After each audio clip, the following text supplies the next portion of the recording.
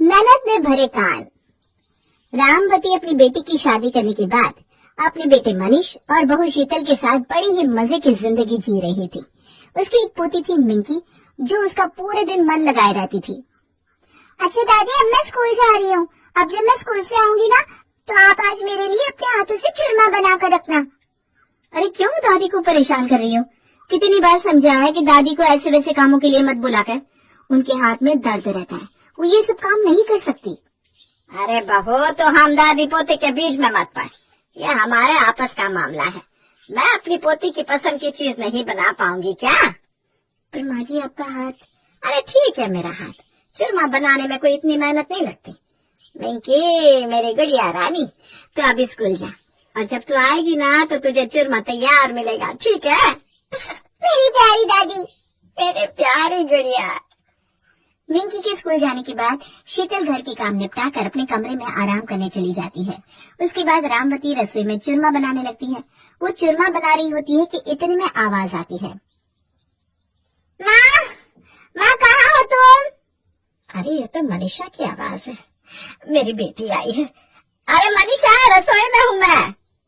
अरे माँ, तुम ये सब काम क्यों कर रही हो? भाभी कहाँ है? अरे वो अपने कमरे में आराम कर रही है। तो चल मेरे कमरे में वहाँ बैठते हैं। मैं अभी आई। हाँ, यहाँ बहुत गर्मी है। रामवती मनीषा के पास जाकर बैठती है। और बता, कैसी है तू? घर में सब कैसे हैं? माँ तो सब एकदम बढ़िया है माँ, पर ये बताओ कि ये सब क्या चल रहा है? भाभी कमरे में पड़ी बिस्तर तोड़ रही है और तुम इतनी गर्मी में रसोई में काम कर रही हो। अरे वो मिंकी बोल कर गई थी कि दादी जब मैं स्कूल से आऊंगी तो चूरमा बना कर रखना। अरे मेरी भोली माँ, तुम कुछ नहीं समझती। ये सब तरीके हैं, समझी? भाभी तो तुमसे बोल नहीं सकती, तो मिंकी के जरिए तुमसे बुलवा रही होगी।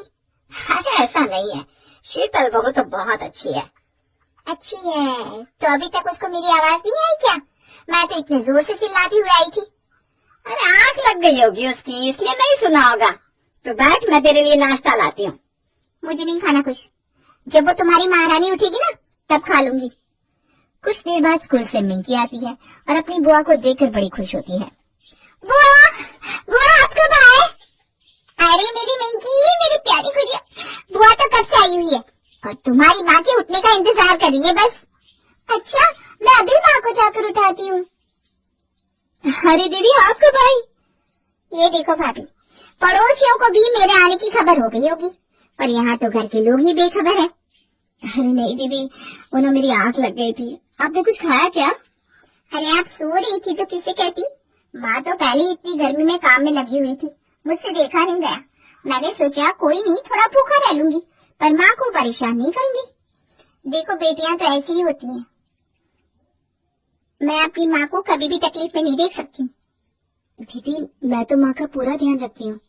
हाँ देख रही हूँ मैं, और कुछ दिन यहाँ रहूंगी तो अच्छे से देख लूंगी। ये तो अच्छी बात है दीदी कि आप अभी रुक कर जाओगे। अच्छा, मैं आपके लिए ना कुछ लेकर आती हूँ। रात को मनीषा अपनी माँ के पास बैठती है और उसे अपने गहने दिखाने लगती है। पता है कितने तोले की चेन है ये? पूरे 2 तोले की, और ये चूड़िया पूरे 4 तोले की। मेरे पास तो इतने गहने कि मैं भूल ही जाती हूँ कि मेरे पास क्या क्या रखा है। और तुमने तो हमारा नया घर भी अभी तक नहीं देखा ना, इतना बड़ा है कि क्या बताऊँ आपको। आपका घर तो बहुत छोटा है। मैं सोच रही थी वापस अपने ससुराल ही चली जाऊं, पर मुझे यहाँ कुछ ठीक नहीं लग रहा, इसलिए मैं रुक कर ही जाऊंगी। अरे बेटा, यहाँ सब ठीक है, तू क्यों इतना सोच रही है? क्या ठीक है माँ? कुछ ठीक नहीं है। तुम्हारी बहू मिंकी से बुलवा कर तुमसे काम करवाती है और खुद आराम करती है, और खुद के कमरे में एसी है और तुम पंखे में सो रही हो। और तो और मैंने उसको भी रसोई में राबड़ी खाते देखा। जब मैंने बोला कि भाभी राबड़ी माँ को क्यों नहीं दी, तो बोली देखो दीदी, माँ को ये बात मत बताना। क्या सच में? मुझे तो पता ही नहीं घर में राबड़ी रखी है। मनीषा अपनी माँ के कान भर रही होती है और उधर शीतल मनीष के आने का इंतजार। थोड़ी देर बाद ही जब मनीष आता है। अरे आ गए आप? अब प्लीज ना मुझसे कोई काम की बात मत करना, मैं कमरे में जाकर सोऊंगा। मुझे खाना भी नहीं खाना, मेरे सर में बहुत दर्द हो रहा है। ओह अच्छा ठीक है। शीतल मनीष को बता ही नहीं पाती कि उसकी बहन मनीषा आई हुई है। अगली सुबह मनीष को जल्दी ऑफिस निकलना होता है और वो शीतल के उठने से पहले ही निकल जाता है। जब सुबह मनीषा नाश्ता करने बाहर आती है तो पूछती है, अरे भैया दिखाई नहीं दे रहे, कल रात भी नहीं मिले और अब भी नहीं दिख रहे। वो दीदी कल रात को ना उनकी तबीयत ठीक नहीं थी और अभी वो मेरे उठने से पहले ही चले गए। देखा ना, अभी तक इसने भाई को क्या ये नहीं बताया होगा कि उसकी बहन इतने दिनों बाद घर आई है। अब बताओ तुम खुद, दोनों ही मियाँ बीवी की खिचड़ी पक रही है और तुम बिल्कुल बेखबर हो। अरे नहीं बेटा, ऐसा नहीं है। माँ जी, आज मिंकी के स्कूल में टीचर ने बुलाया है तो मैं अभी थोड़ी देर में आ जाऊंगी। ठीक है बहू। शीतल मिंकी के स्कूल चली जाती है। वहाँ अचानक मनीष का फोन आता है। कहाँ हो तुम? मैं स्कूल आई हूँ। अरे आज मैं जल्दी फ्री हो गया, मैं अभी आता हूँ तुमको लेने। मनीष शीतल को लेने स्कूल आ जाता है। थोड़ी देर में स्कूल की छुट्टी होने वाली है ना, तो एक काम करते हैं, यहाँ पास में लंच करने चलते हैं, फिर मिंकी को स्कूल से भी ले लेंगे। अरे पर मुझे घर भी तो जाना है। अरे घर में फोन कर दूंगा, तुम चलो तो सही। दोनों लंच करने चले जाते हैं। यहाँ मनीषा शीतल के घर न आने पर बड़ी बेचैन सी घूम रही थी। देख लो, अभी तक नहीं आई तुम्हारी बहू। ऐसा तो कोई दूर भी नहीं है स्कूल। अरे क्या पता, ट्रैफिक होगा बेटा। क्या माँ, छोड़ो, मैं भी फोन करती हूँ उसको। तुमने जो इतनी ढील दे रखी है ना, एक दिन बड़ा पछताओगी। आपकी कल तबीयत खराब थी और कल सुबह जल्दी निकल गए, इस चक्कर में आपको बता भी नहीं पाई कि मनीषा दीदी कल से आई हुई है। अरे मनीषा आई हुई है? चलो माँ और मनीषा के लिए यहीं से खाना पैक करके ले चलेंगे। ठीक है। वैसे भी ना आपसे बहुत नाराज होंगी वो, आप कल से गायब जो हो। नाश्ते के वक्त भी आपको पूछ रही थी। हेलो, अरे भाभी कहाँ रह रही? स्कूल ही गई थी ना? जी दीदी, स्कूल ही आई थी, बस मिंकी को स्कूल से लेकर घर ही आ रहे हैं। हाँ तो जल्दी आ जाओ। फिर आपका खाने का बिल? हाँ भैया लाओ। अच्छा दीदी। इतना बोलकर शीतल तो फोन रख देती है, पर मनीषा आग बुबला हो जाती है। देखा, तुमको तो कुछ समझ में नहीं आता।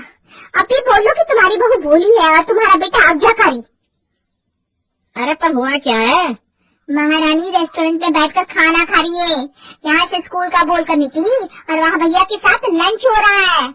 वैसे तो भाई की कल तबीयत खराब थी और सुबह से वो गायब है, पर अब देख लो खुद। माँ, वो दिन दूर नहीं जब तुम एक कोने में पड़ी होगी और फिर वृद्धाश्रम में।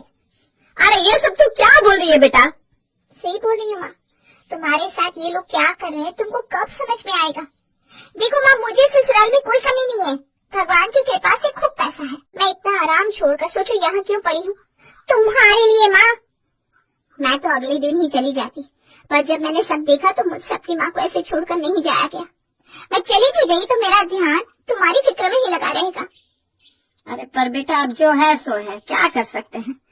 मैं तो खुद हैरान हूँ, मैंने कभी नहीं सोचा था कि ये मियाँ बीवी इतने तेज है।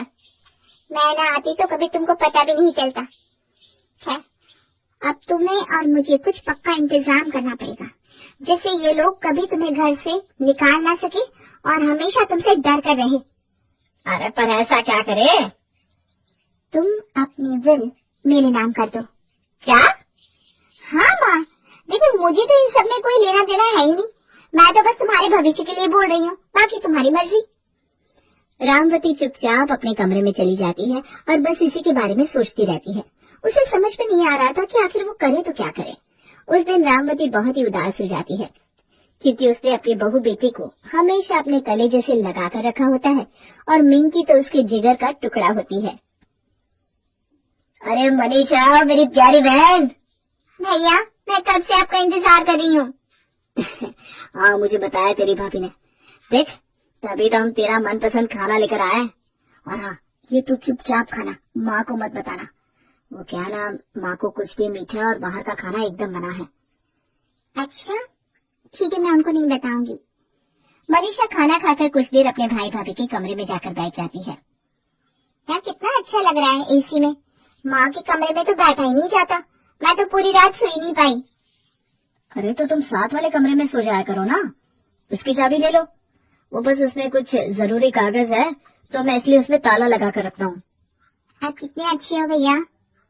मनीषा अपने भाई से उस कमरे की चाबी लेकर उस कमरे में ही अपना डेरा जमा लेती है। उसके कपड़े और बाकी सामान सब वो उस कमरे में ऐसे ही रख लेती है।